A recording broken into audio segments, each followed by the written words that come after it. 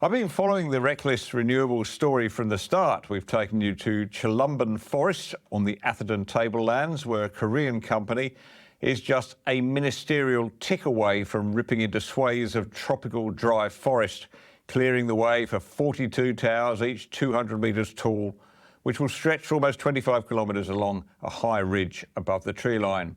We've flown over Moa Creek in central Queensland by helicopter to look at the proposed site of another of these monstrosities, beautiful, unspoilt bushland, inaccessible on foot.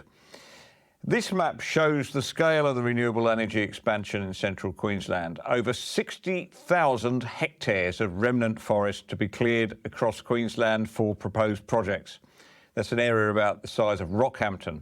There'll be approximately 4,600 kilometres of new haulage roads pushed into the remote and wild forests along ridge lines and mountain tops. If they want to do a bit of road building in Queensland, I suggest they start with the Bruce Highway, or Bruce Goat Track as we call it. These new roads and the fragmentation and the edge effects that impact upon the 200 metres of vegetation either side of the haulage roads will mean that over 200,000 hectares of forest will be impacted. Tonight we bring you some exclusive footage of one of Andrew Twiggy Forrest's industrial renewable developments. Clark Creek in central Queensland is situated on unspoilt land on the western side of the Great Dividing Range. Thousands of hectares of native bushland are going under the bulldozer as we speak in the name of green energy.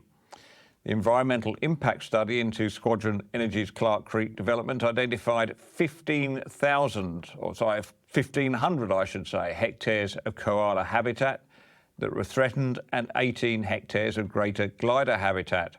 The koala and the greater glider, it won't have escaped your attention, are listed as endangered in Queensland. Their habitat will be protected in any other circumstances, but when it comes to renewable energy, special fast-track arrangements have been put in place, and the development was approved by both the Queensland and federal governments with barely a murmur.